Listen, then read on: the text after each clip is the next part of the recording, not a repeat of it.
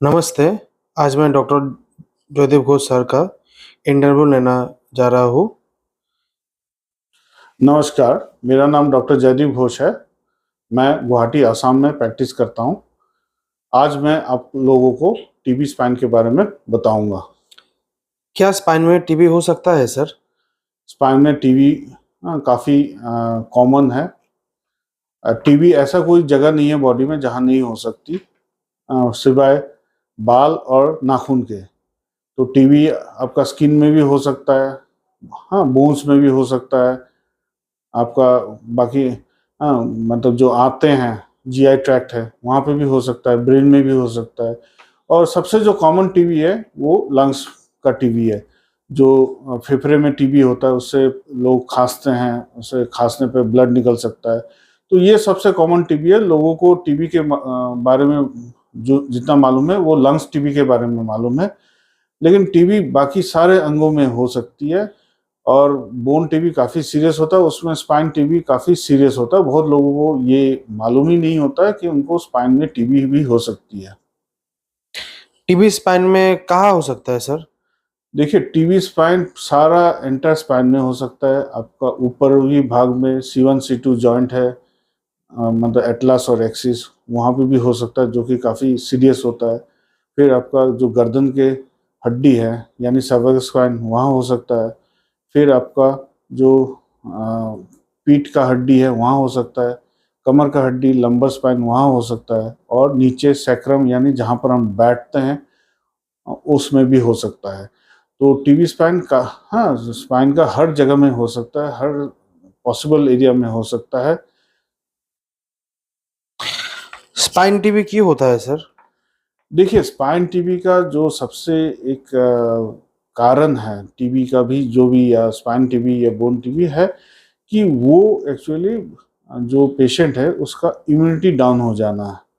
अब मान लो कि कोई पेशेंट है, उसका रैपिड, हाँ, कोई मतलब अपना घर से कहीं और जाता है, उसका खाना पीना सही नहीं होता है, तो उसको टीबी हो सकता है। मान लो किसी पेशेंट को डायबिटीज़ है, उससे इम्यूनिटी कम हो जाता है, उससे टीबी हो सकता है। मान लो किसी पेशेंट को एड्स या वगैरह कोई भी ऐसा बीमारी हो सकता है, या कैंसर हो सकता है, तो उनका इम्यूनिटी डाउन हो जाता है, उसके साथ उनको टीबी हो सकती है। जो, हाँ, नॉर्मल जो छाती का टीबी है वो एक्चुअली किसी और से आ सकती है, लेकिन ये जो स्पाइन का टीबी है, बोन का टीबी है, जनरली किसी और से नहीं आती है। वो अपने आप बॉडी में बन जाती है इम्यूनिटी डाउन होने की वजह से। क्या ये स्पाइन टीबी स्प्रेड हो सकता है सर? जनरली जो स्पाइन टीबी है वो स्प्रेड नहीं होता है। आपका जो लंग्स का टीबी है वो स्प्रेड हो सकता है, और वो भी अगर कोई दवाई खाता है, हाँ, 3 से 4 दिन में वो भी स्प्रेड होना बंद हो जाता है। तो ऐसा स्पाइन टीबी से आपको फैमिली को कोई खतरा नहीं है। मान लो आपके फैमिली में किसी को स्पाइन का टीबी है, तो आप डरिए मत। आपके घर में और बच्चे वगैरह है, आप ये सोचेंगे कि स्पाइन टीबी उनसे आपको बच्चों को स्प्रेड हो सकता है या आपको खुद को आ सकता है, तो ऐसा नहीं होता है।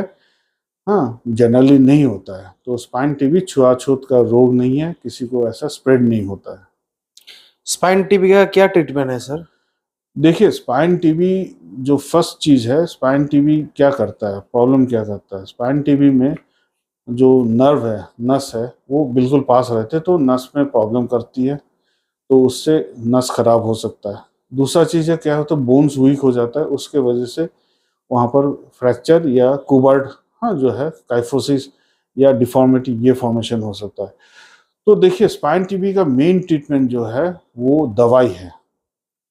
तो ये दवाई होता है, इसमें आजकल नए और अलग-अलग किस्म के नए दवाई आ चुके हैं। और पुराने जो दवाई है उसको हम लोग बोलते हैं 4 ड्रग रेजिमेन। वो देने से क्या होता है कि स्पाइन में जो जीवाणु है, टीबी का जीवाणु, वो मर जाता है। सर्जरी तभी होता है जब अगर कोई प्रॉब्लम है, जैसे नस में प्रेशर हो, या डिफॉर्मिटी, या कुबर्ड, या स्कोलियोसिस हो, हाँ, या कोई पैथोलॉजिकल फ्रैक्चर यानी कोई फ्रैक्चर हो जाए, बोन्स वीक हो गए, तभी सर्जरी की जाती है।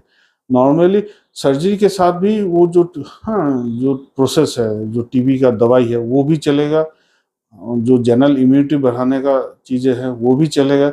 साथ में जो खाना पीना है वो सही रखना पड़ेगा, जो डाइट है, अच्छी डाइट, फ्रूट्स, फिर प्रोटीन्स, जैसे कि एग वाइट या नॉन वेज ये खाना पड़ता है।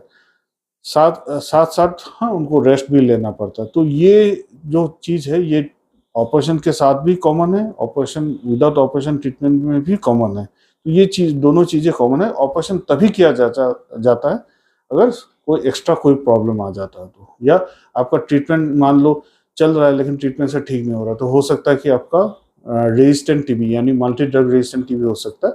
तब ये आपको ऑपरेशन करके वहाँ से पस निकाल के या टिश्यू निकाल कर उसको जांच किया जा सकता है। कभी कभी ऐसा होता है कि देखने में टीबी जैसा होता है लेकिन टीबी नहीं होता है, आपका कुछ और प्रॉब्लम होता है, जैसे कि मल्टीपल मायलोमा या लिम्फोमा या ब्रूसेलोसिस या फंगल इन्फेक्शन। तो ये सब जानने के लिए टिश्यू का बायोप्सी चाहिए, तभी ऑपरेशन होता है।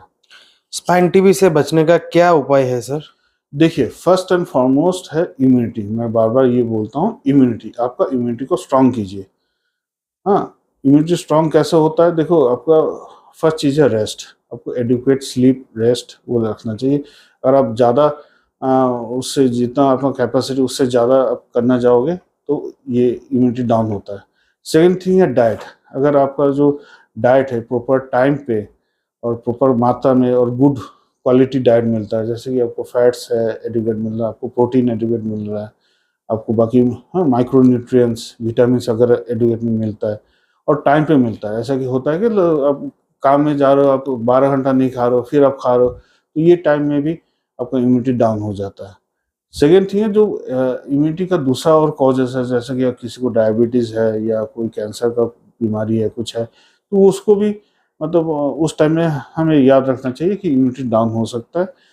और एक चीज़ होता है, जैसे आजकल बहुत सारे वो होता है आर्थराइटिस, रूमेटॉइड आर्थराइटिस, उसमें दवाई दी जाती है एडामिलुमाब या टोफेसिटिनिब।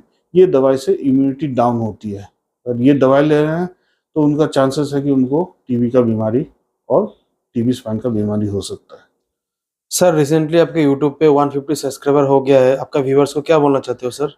देखिए, खूब आप थैंक यू, आपने सब्सक्राइब किया।